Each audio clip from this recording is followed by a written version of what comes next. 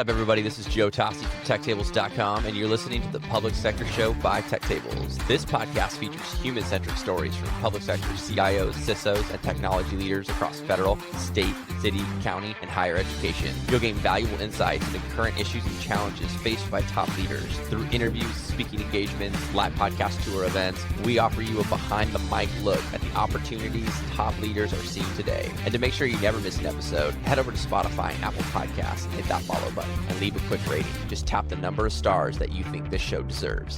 I am super excited today. Lisa, Summer, Jane, and Bert. Lisa, let's start with you. All returning guests. Just for those who don't know you, quick intro on yourself. Sure. Thanks for having me, Joe. I'm excited about being here for the podcast. I am Lisa Kent. I am the City of Houston Chief Information Officer. I've had the pleasure of serving with this amazing set of IT executives for the City of Houston under two mayors now, Mayor Sylvester Turner, Mayor John Whitmire. Fantastic. Summer. All right. Good morning, Joe.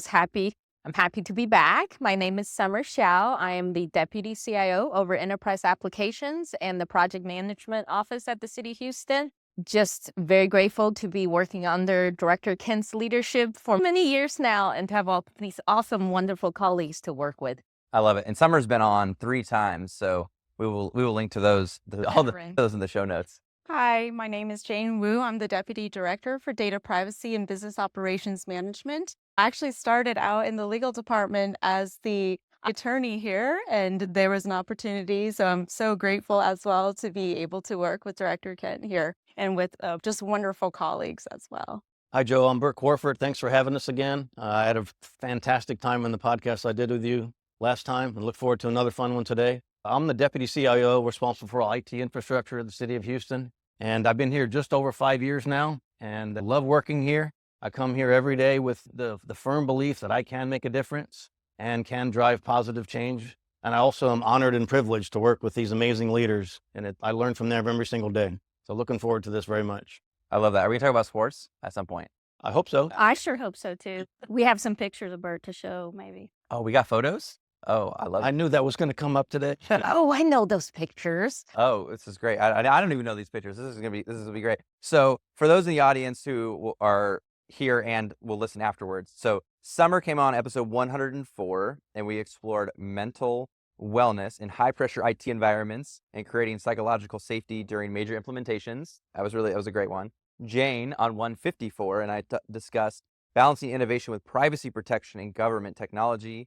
Bert on 156, and I talked about shared insights around leadership under pressure and managing infrastructure outages in public sector IT. And then Lisa and Summer came on 147, and we examined breaking down the silos and driving technology adoption across Houston's 23 different lines of business. Absolutely fantastic episodes. So Lisa, I'm going to start with you under emergency response infrastructure and past lessons. So I remember the Hurricane Harvey that came to Houston in 2017. I actually came here afterwards, and just to see the actual devastation and kind of remember that, and going into people's homes and going to the Houston Food Bank and all of that stuff.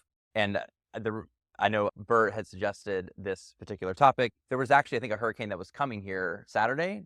And it moved? It's going south. It's going south. Way out of the way, so thank you very much. Okay, yeah. I don't know if I did anything for that, but yeah, I'm glad the hurricane's moving. So Lisa, as someone who has led technology teams through multiple natural disasters, including Harvey, I was curious, how did those experiences shape your approach to this year's hurricanes and storms, and what specific lessons proved most valuable time and time again? Yeah, thanks for asking that, Joe. But Houston is a veteran of natural disasters. In fact, since I've been CIO, we've had, I believe now, 9 federally declared disasters. Hurricane Harvey was the one where I was blessed to have a member of our executive team that was experienced in leading IT teams through emergencies. His name was Tom Sorley, and who did a tremendous job of organizing our team and making sure that we covered all the things that needed to be done for Houstonians. The lesson that I learned out of that was that shortly after that, Tom suddenly passed away. And what we experienced over the next couple of disasters is that all of our team knows how to do their job and knows how to recover the technical aspects of what we do. What we lost in those next couple of disasters was that tight collaboration and coordination and communication among our team members. And so we noticed that we had begun to slip a little bit in terms of making sure that all of our employees knew what to do, that they knew what situational awareness was, what they could expect in terms of coming to work or not, or what their assignments were. And so to recover from that, I leaned on both Bert Quarfordt, who's Deputy CIO for Infrastructure, but also another member of our executive team, Nick Curran, who leads our Public Safety Communications Division. And so we took that approach that, hey, you can't be complacent and depend on that one expert who knows how to organize the team. And they've taken a team approach. We're building bench strength on making sure that we're not, if any one of those people is not available, either out of town, takes another job, that we've taught our team members what they need to do and how we can improve our communications. And so now I think with this year's derecho storm, which was one that was very sudden and unannounced, and then also Hurricane Beryl, we saw dramatic improvement in how aware and in the loop our team members were. So big kudos to Bert and also to Nick Curran for creating that team and creating the documentation that we needed. I love that.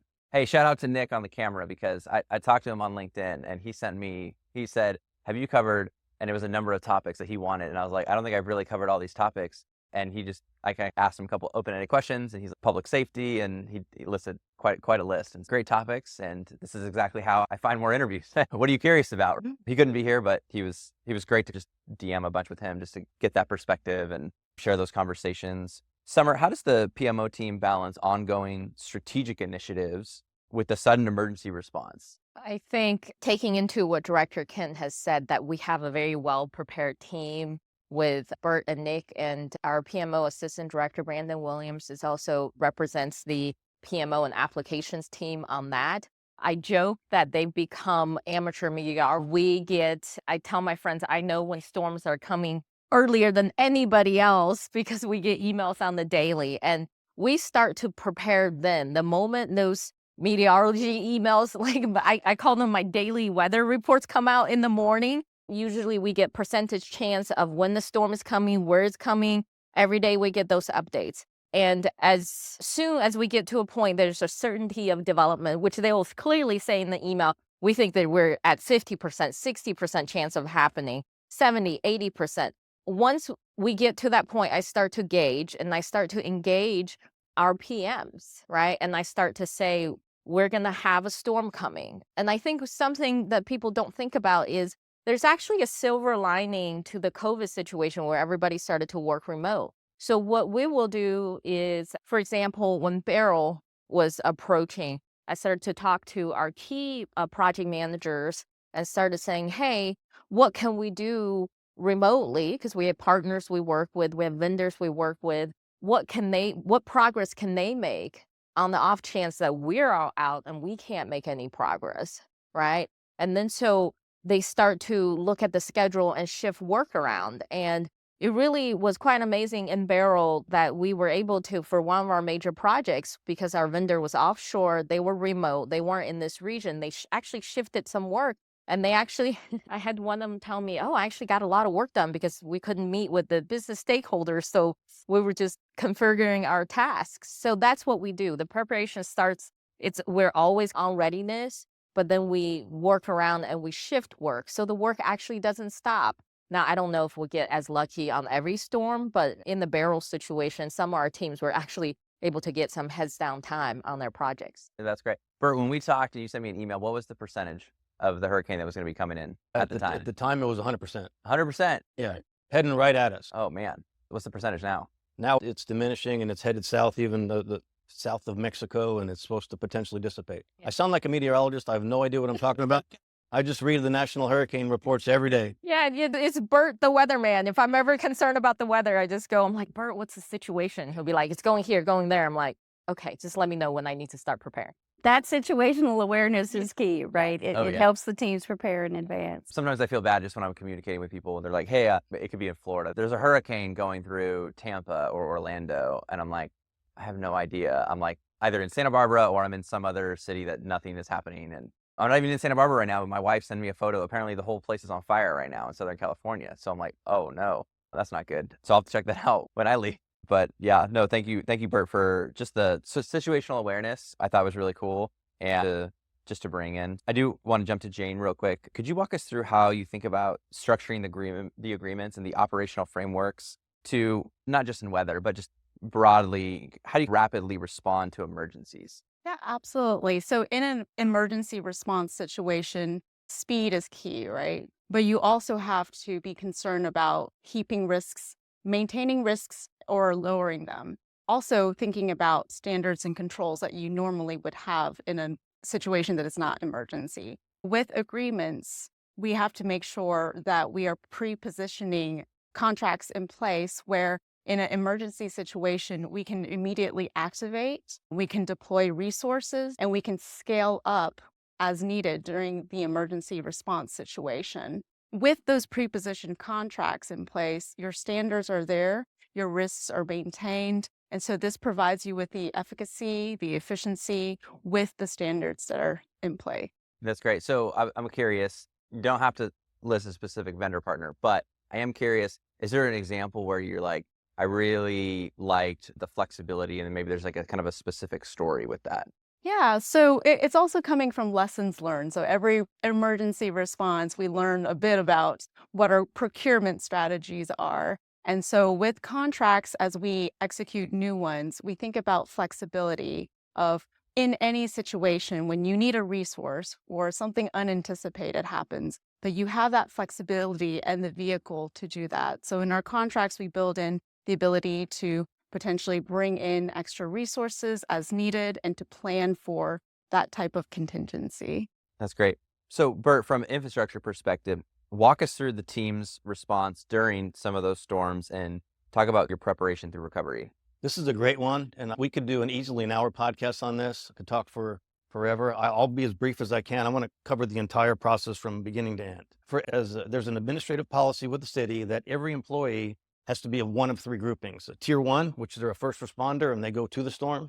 Tier 2 are relief support that should a storm go along further, and they would then relieve the Tier 1 personnel.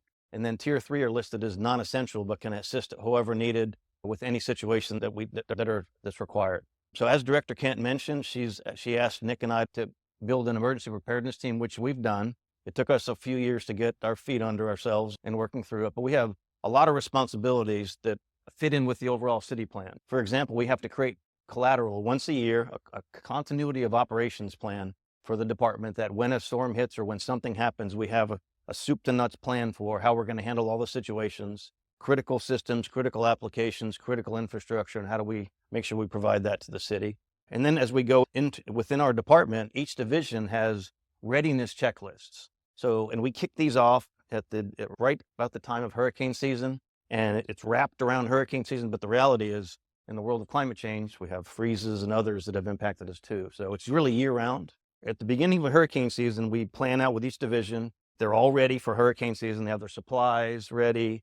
They know what to do.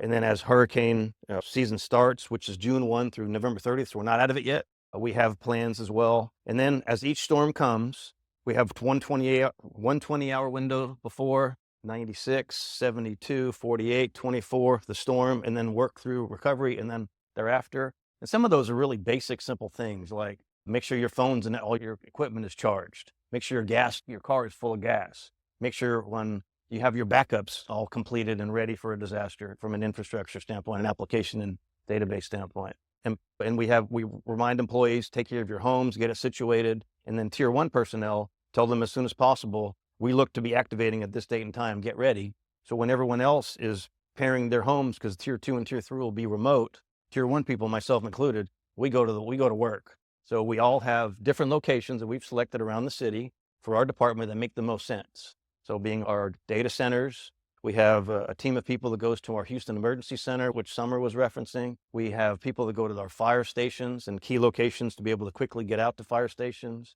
And then our public safety communications location that Nick Curran manages. So we go to those locations and we hunker down throughout any storm. So I've been here for 5 years now, and I've been here through 3 major storms, 2 hurricanes, and the Derico event. In order to be brief, I'm going to talk about Beryl. So Beryl came and everyone was ready. We really believe we did a good job of communicating to the department because our responsibility with the emergency preparedness team is to not only prepare our teams to do the work, but we have to talk to our employees and our team members so they know what's going on. So a lot of it is upfront communication before, during, and after the storm, and making sure we keep Director Kent and the entire executive team updated. We do situation reports every X number of hours as required by the city throughout the storm. So for Beryl, it hit in the early morning of Monday, July 8th. So we activated Tier 1 the night before. So we all went to work and hunkered down where we were through the storm and worked through situations. So what was Beryl was a hurricane that with 80 miles per hour winds that just hammered the Houston area and knocked down trees, which led to a lot of power outages. So more than 2.6 million people were out of power for days. And so what does that mean to us from a city perspective? We provide network and telephony services for more than 350 locations. We lost power in more than 50% of them. And I think it was 183 and somewhere in that range, more than half. So we had to work carefully with the operations of emergency management to prioritize with all the other departments to get public safety locations up first, and in that order, of course. But we needed to make sure we could get our critical IT buildings up as well, where we have our core network sites and our distribution sites to get the services back up. So that was a long duration of time working with CenterPoint and to prioritize those and getting them back online. And then when the power came back on, we had to then make sure that our network circuits were working so we could provide network and telephony services at each location. Most of them came back, some didn't because of ongoing damage. So we had to work through that. Now, when you and I did the podcast last time, we talked about operational impact. I have one here that tops that. So I'm going to share this one. So it was a storm situation with one of our network providers where we have our contact center in the cloud. 31 call centers are there, and the City of Houston network lost connectivity because the circuit vendor, which has a primary and secondary circuit, they both failed because they were, which we didn't realize, were going through one data center that had a data center meltdown. So for a period of a few hours, the citizens of Houston, when they tried to call 311 during an emergency to get information and help, couldn't get the call through. So it was in a crisis situation. So the good news is the team hunkered down. And Summer was talking earlier about getting the key team together and collaborate. I was honored to be in the room with a bunch of top tier architects that when I got the call that we were down, went in to talk to the team about what our plan was. Before I even got there, they already decided what to do and implemented a bank of phones type system with a hunt group where we deployed them to 311 and the phone rang and someone picked it up and we were up way before the situation was resolved very quickly, which was important. So that's one that I'll never forget as long as I live. So we worked through all those situations and then we restored service and got everything back and running, but that's not enough. We have to go through the lessons learned exercise and what are we going to do to make it better. So we did a bunch of homework and have a bunch of plans in place that we're already executing to make sure that we're more prepared for the next one from a network resiliency perspective, infrastructure resiliency perspective, across the board. So we're better prepared next time for a big storm like this. So there's a lot I could follow up on. There's actually a lot I could follow up on this, but one of the things I am really curious about is, do you have a formal process for the lessons learned? Is there like a template that you go through? How do you make sure you capture those lessons? For this one, I think we didn't create we created it ourselves. In fact, I wrote it one morning and got it kickstarted, and the rest of the team went going through it. And what we articulated was what did we do? But what's the neat part about the team is the team didn't care about that. It was like one bullet. But then there was 2 pages of all the things that we can do better. And so I don't know that I'd say it's a template, but it's a starting point. But then we review it frequently with the leadership team. In fact, Nick Kern and I met with Director Kent 5-6 weeks ago because she wanted a briefing on what are y'all doing with all these things that you identified to make better, continuing to stay focused on that. Yeah, I love that. I have my own lessons learned. You can imagine for every event, it's 2 pages, right? And sometimes you don't see it like up front, but behind the scenes, just because I'm hosting and managing the thing, you see it. But this is how you get better. And then that reflection piece that you have. So yeah, I really like that, the lessons learned piece. Lisa, with 23 different, have the lines grown since we last talked? Are there more than 23 business lines? Okay, so we're still at 23 business lines. How do you, especially off the back of what Bert just said, how do you ensure the critical services across the city are operational across so many different lines of business? So much like what Bert was just talking about, we focus one of our strategic priorities is we're building a next generation foundation. So that's not just network and physical infrastructure. It's also about applications and move it to the cloud. That's a lot about resilience, capacity and agility, security of that environment. It's about, as Bert was just talking about, it's not just our own environment, but these third parties that we contract with have what they put in place. Have they done enough to ensure the resilience? And creating those things, it's also about creating this mobile, accessible environment. So a quick example of where that really paid off, starting back in 2017 with Hurricane Harvey, we knew that we were on the right track with building that next-gen foundation when some of the city's Office of Emergency Management personnel were off in your state, in California, at a conference. And because of some of the steps that we had already taken, they were able to fully engage and do their job from several states away, and nobody missed a beat, right? And so those things, we're having to continue and finish what we started. Much of what Bert was just talking about is carrying out where we see those third-party gaps and about prioritizing. He talked about that as well, that as much as I would like to say that with every natural disaster event, 100% of our infrastructure and 23 lines of business all stay operational, it's just not reality. And we do absolutely work hard with the lines of business and the emergency management folks to prioritize. We talked about public safety. Obviously, those first responders have to be out there in the field helping people. But there's some other organizations like Public Works and Solid Waste that are absolutely critical and are considered first responders when we have major flooding events, hurricane wind events where we have a lot of debris that has to be removed. And getting rid of that debris enables lives to be saved. It enables the help that those people need, products and services, material goods to be delivered to them.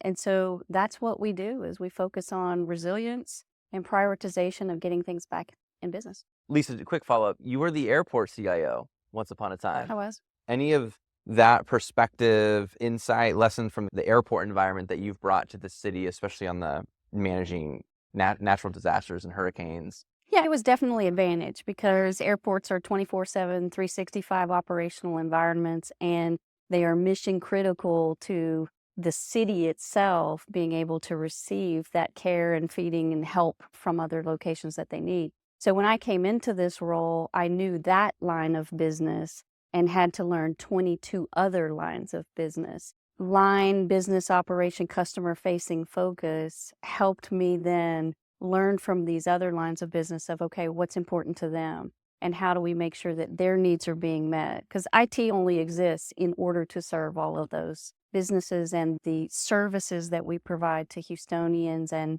visitors like you who come to our city. I love that. I have several other follow-up questions I'm not going to ask just for the sake of time. Bert, what role does cloud infrastructure and redundancy, we've talked a little bit about this, play in maintaining essential services during emergencies? Yeah, they're both critical. And the example I used with 311 is an example where it didn't go so well, but we're learning. So we have numerous applications and infrastructure in the cloud. And one of the key drivers, Director Kent talked about, Next Generation Foundation, one of our key goals and plans is to use the cloud. To choose cloud first where it makes business sense, to have agile scaling both up and down. And the key about the cloud is it's not in local data centers in the same area where we're getting hit by a hurricane. It's throughout other parts of the country. So we're more secure from that standpoint. So that provides the resiliency. Now the key is the redundancy and the capability to get there. And while we've had success across the board, the one where we struggled with this past time, believe me, we're taking corrective actions on, was making sure you have the highway set up where you have primary, secondary, in some cases tertiary connections to get from the city to the cloud.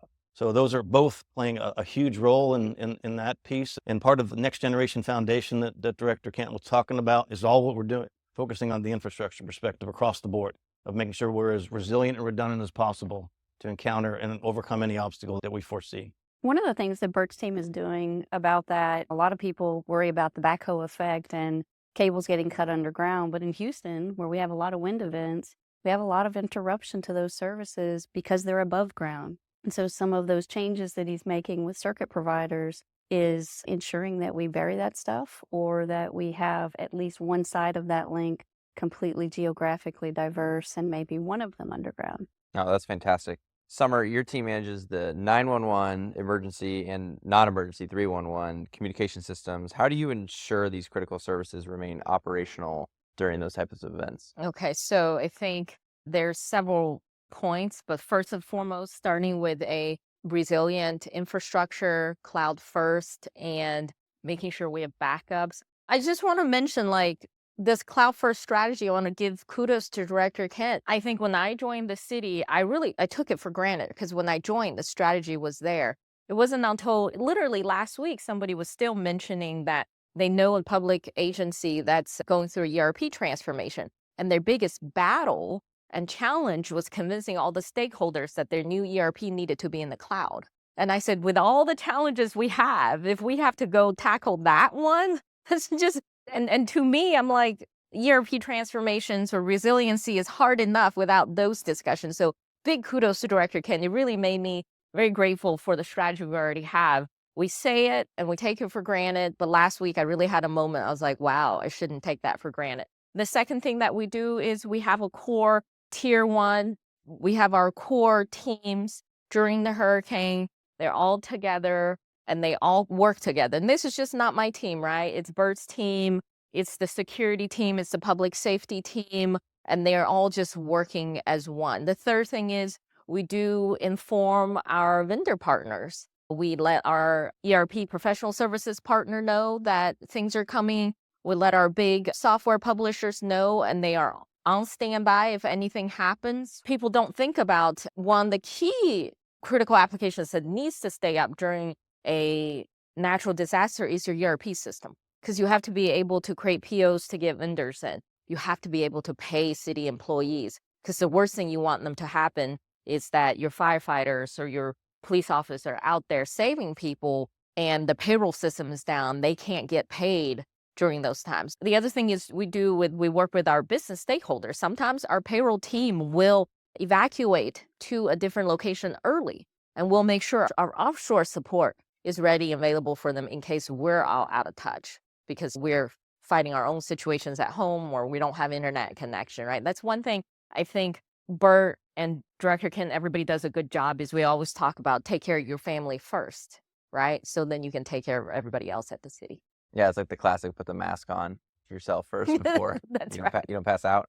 Okay, wanting to jump to cross-agency collaboration with Jane. When external agencies and third parties need to share sensitive data during emergencies, how do you structure? I imagine there's probably some data sharing agreements already pre-set up, but I don't want to steal your thunder. I'll let you take that. Yeah, absolutely. So in an emergency situation, the last thing you want to do is to reinvent the wheel and create your own data sets when there's already data sets out there. So it is common for us to collaborate with other agencies on data sharing. A couple things to think about when you do that, though, is making sure that the agreement in place clearly defines the purpose of why are we sharing this data, and that both parties understand their obligations, which leads to limitations, what you can and cannot do with that data. And so if you're getting infused with sensitive data, making sure the recipient understands here are the limitations, which leads to data minimization, meaning need to know what is it that you need to perform your obligations.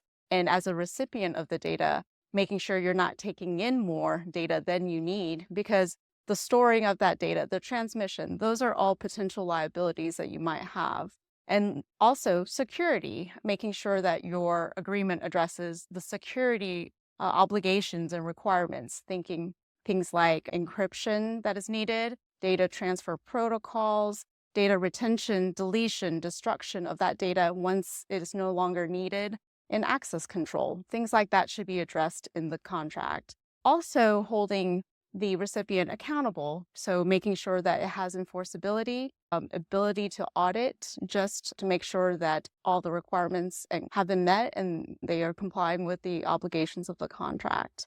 That's fantastic. Something I thought about, we haven't done this, but I thought about it would be so great to have Jane lead a roundtable on this particular topic, just because you're the only one I've interviewed on this topic like across the U.S. This is I think it's just such a great topic because I feel like it's not often talked about and it's esoteric and sometimes a little hard to navigate. So I appreciate you sharing your insights on the podcast for sure. And if I ever end up leading a roundtable on this, I probably will ask you because I think you'd be. Indeed, you should. Yeah. She is an expert. Okay, I love that. I love that. We've all learned so much about legal and data privacy issues from Dr. Wu. There are days I'm like, I'm not an attorney, but I had several meetings with Dr. Wu. I listened back to the podcast I had with Jane, and I was like, man, I feel like I could have done such a better job. She's so smart. I was like, oh, these questions are mediocre. She has a little slight unfair advantage with her background, but I had a blast spending time with you for sure. And looking forward more to the conversation. Lisa, so curious, how do you coordinate the technology responses moving up to the kind of that state and federal level with those partners? A lot of the federal rules require cities and municipalities to use the NIM structure, National Incident Management, and all of us go through that training. We leverage the coordination according to the NIM structure that our Office of Emergency Management does. And so generally, while we do have contacts with those state agencies and in some cases federal agencies, we generally go through that OEM channel to ensure that everybody's on the same page. Because sometimes you're pulling in different directions and you want to make sure that everyone else on the team, in this case, I'm talking about beyond IT, these other departments that are part of the response, that we're pulling in the same direction. So when decisions have to be made about priorities or resources. No, that's fantastic. I learned something new. I didn't know this. So this is fantastic. Someone was asking me, like, how do you learn so much about the public sector? And I'm like, well, you could just interview 200 people and you'll still keep learning, like, every time. Right? Just keep interviewing people. So Summer, your one team approach, where's Craig at? Not team of teams, the one team approach. We're going to get to that. Your one team approach, bringing together city departments, IT vendors with principles for transparency and collaborative feedback have been successful in major projects. How does this translate in the emergency response coordination? Okay, I thought about this and I have a new hashtag. It's called the one family approach.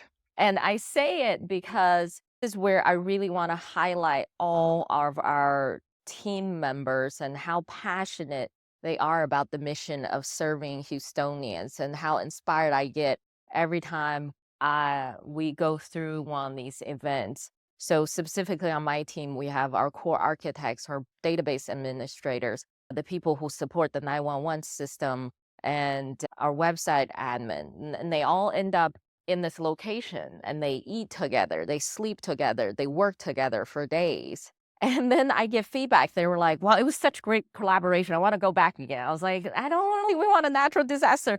But I'm like, 10 out of 10, 5 stars out of 5 stars, great experience. And I'm like, wow, I really admire you guys. But it really shows in these times that we really take care of each other, right? I remember on the night of Beryl, when Bert said we decided to deploy everyone early because Beryl was going to hit in the early morning, Director Kent called me and specifically said, you reach out to every single one, your tier 1 person, and you say either you make it tonight or you go in tomorrow morning. What you do not do is drive in the middle of night or early morning when the storm is coming through. So I picked up the phone and I called every single one of my tier 1 employees. I said, either you're going now, if you can't make it now, you go tomorrow after 10. You do not travel at this time. And they were so appreciative. They were just like, thank you for checking in. And by the time I called, most of them were either on the road or already there just because they were so dedicated, right? So it is that spirit of us caring about them and them caring about the rest of the city that I feel so inspired about every time I go to work. And there's some this is why I call it the one family approach. We've had team members who opened up their homes. For a while, a lot of people didn't have power, so they opened their homes to other team members. Director Kent told us, the leadership team, to survey the team on what they needed. Yeah, Dr. Wu helped one of our team members that was in need. Her and I got together, we chipped in, we bought a gift card because she had lost all her food in the storm because there was no electricity. Oh, and Director Kent gave me this tip. Apparently, you can file your homeowner's insurance if you lose your food in your fridge because of power outages. That's something I didn't know. I told the team member that. But yeah, this is why I called the one family approach is my new hashtag. This is great. You gave me a couple of different things. So I'm going to bring in sports and I'm going to bring in something else. So the sport piece is, in basketball terms, you basically just gave me an alley-oop. So do you know where I'm going with this? Unlike Bert, I know nothing about sports. Okay, so the next piece that I want you to talk about, this is the alley-oop that I'm throwing to you, is to talk about summer snacks. I was going to bring it on the podcast. Come on. So yeah, where did that come from? How does that contribute to just the culture of the city of Houston? And what are some of the favorite snacks? Okay, Some of the team. on this one family approach and how we continue to build relationship with each other because we spend more time at work than at home, especially during hurricane situations. You're like spending all your time at work for our tier 1 employees. So snack time with summer is something that came up when we had a citywide survey that said, I think the team members wanted to see more visibility from the leadership. They wanted, I think, more communication connection from the leadership team. All of us made a decision to do something different. to connect with our team. And I really struggled because I'm very much I always joke, I don't have an open door policy. I have an open calendar policy. Like, you can meet me if you want to schedule a meeting, if you catch me somewhere. But a lot of times I'm focused on my own thing. This is where I had to grow as a leader. And then so I remember Lisa telling me one day, she's like, Bert's always up there talking to people, hanging out. His team is happy. And Dr. Wu has her brunch. And Wait, she got brunch? so we got Tuesday lunch, not brunch. Yeah, Oh, yeah, okay. yeah. No, she got potluck. That's, yeah.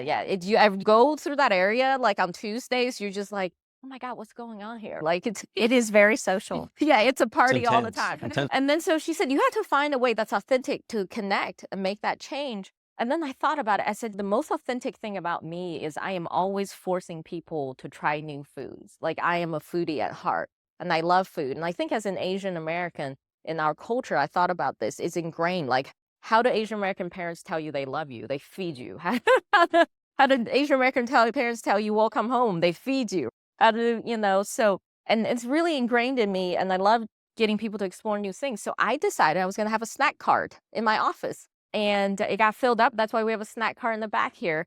And when I go and talk to the team once a week or twice a week, it's amazing what they will tell you. If you say, hey, what would you like? They're like, oh, I want the seaweed, which is one of my most We got popular. seaweed back there. One of my most popular. And those Bobo strawberries are really good, Yeah. I tell you. And then, or just some peanut butter crackers. And you just see their smile, their face just lights up, and they'll tell you everything about what they're doing. I've learned not only about what they're doing, I've learned people's snack preferences. So what's Lisa's? Yep, come on. The fig bars. So I Yep. told you We got them big bars right the back fig there. bars, yeah. Yep. I learn about their kids' snack preferences because I'll bring like candy and stuff. They're like, can I take some home for my kids?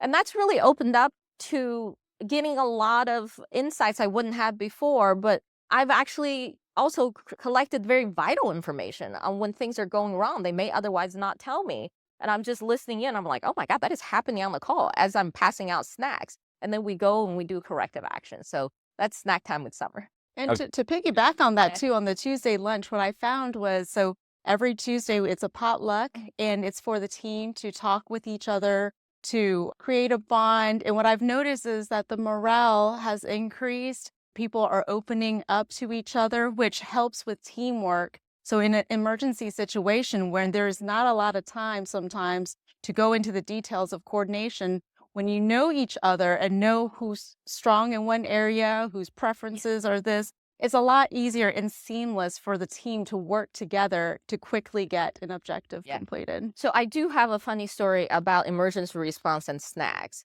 So I think I'm going to butcher this because I don't know the name. I think they're MREs, ready to eat meals. Okay. So I'm going to start a snack trade. So every time I go over to somebody's snack to give them a snack, I'm like, hey, next time you can trade a snack. You can put in more of your snacks and you'll go to somebody else and then it'll be a conversation topic. So some of our tier 1 folks were like, I have some MREs, which is like military meals that you like heat up, and they're not the most delicious things, but they are. So they were like, it's about to expire. Would you like to have it in the snack cart? I'm like, no, you can keep that to yourself. I don't know if anybody wants. They're in brown, like not see-through bags. They look very indescriptive. Yeah, it's really interesting. So I'm like, no, I thank you. So someone's gonna drop off some hardtack back there and swap it out for some Monty. Yeah. Okay. So I love the summer cart. You're not hiring a podcaster, right? Because it sounds great. She's got a lunch. You've got something going on too. I do management by walking around, and then we also go to our remote locations to make sure, what Summer was saying, is to get more exposure for the leadership team with all the employees. We go do meet and greets at various different locations. You stop and get the snacks on the meet and greet. Oh, we bring pizza. We don't do the snack Yeah. stuff. Oh, We go all Yeah, out. I bring the snacks on the meet and greet. So I go to their break room and dump all the snacks in there. wow. Bert's team also Yeah. does a lot of sports potluck things. Yeah. They do Super Bowl, they do kicking off football season. We're about to do one for Thanksgiving, and the team came up with the idea of, rather than just be about Thanksgiving, it's bring your own culture. So we're going to do that on November 20th. Yeah. Yeah, and Bert, for opening day for Astros, which I did not know there was an opening day, walked around the 2 floors and reported back who was wearing orange. He sent us all of an email. He's like, on the 8th floor, this is the many people that wore orange. And then I was like, wow, Bert, that's dedication. I didn't even know what opening day was. Learned something new today. Super Bowl, any major sporting event, just keep sending me invites. Okay. I want to come see Astros, you name it. Yeah, we'll stop by the summer snacks. We'll pick up some of those. We'll go to the potluck, and then we'll head to the game. We'll head to the game. Okay, so to start turning the proverbial corner towards the close, future proofing and innovation, just to bring this home, Lisa, what specific technology investments is Houston prioritizing as it's looking out against future weather events? Mind you, I have no idea what that would look like, so I'm very interested. We've talked about a lot of them. The things that are already being done are improving resilience. So we're migrating what we used to call lovingly our Frankenstein network into that next-gen network, modernizing how we connect to the cloud, moving as many things as make business sense to the cloud. We're also using more sensors, things to detect flooding, or in non-storm scenarios, like detecting when a traffic situation is occurring. I'm talking about like a train blocking intersections. But where I would like to see us do more is with AI. And there's lots of opportunity to monitor things and take action on things that we just don't have enough humans to do that for, but also to do things that are much more predictive in nature that help us avoid the event in the first place. We're not quite there yet, but those are things that we're exploring and looking forward to. Are there any AI specific use cases? They don't have to be out, but that are like, these are maybe 1 to 2 that are your favorite ones that you're exploring right now, or thinking that, hey, maybe this could be a super cool possibility in the future? We're already doing a lot of things in our cyber world. Dr. Christopher Mitchell is doing a tremendous job with a very difficult to recruit field where he does a lot of automation with AI. We're looking to do a lot more with that in our business processes of making procurement easier and faster, even HR functions and those kinds of things that we're looking forward to. But in terms of specific to the storm response thing, it's a lot about analyzing things and data much more quickly so that we can respond faster. Yeah, that's great. Speaking of, so Jane, curious. So I read this stat that I think Microsoft just said that 25% of their code is written by AI. So then I was thinking about, and Microsoft isn't a sponsor, so it's a news article. But I am curious about how is that in the contract space, in the contract world? How are you thinking about that?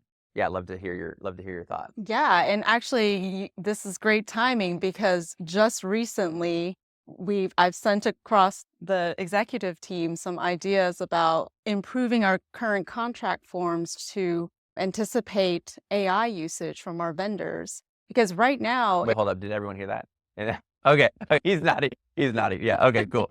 and so here's the thing is it is the top of everyone's list of potential, but also there are risks, right? So in these contracts, we have to understand from our vendors, what is the AI doing? How is it making decisions? How is it forming results that you're querying? And having them be transparent with us to what are the risks and vulnerabilities of these AI models that they're using?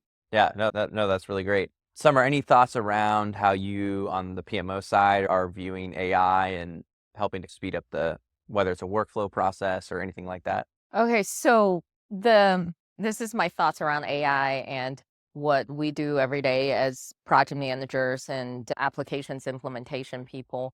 A lot of the applications we implement now is to be AI ready, right? Because a lot of our vendors are going to embed AI, right? So the first step is going from your legacy to a cloud-ready, modernized system. Then you can be AI ready. Because if you have legacy systems, you can't be AI ready, right? But the next thing I always say is, there's a lot of talk about the end user, right? Oh, the end user is going to talk to an agent and they won't ever have to create a PO again. It just says, create me a PO with XYZ vendor, right? All the vendors would love that. And they never would have to go into no forms. I always say, I'm like, where's AI for people like us, right? Like, where's the AI that helps speed up the project implementation process, that helps with the integration process, that helps with requirements gathering? So I was at a conference last week and one of the vendors presented and they're saying all the big consulting firms are experimenting with AI on how AI can shorten a implementation cycle. Right now, if we look at a ERP implementation or CRM implementation, you're looking at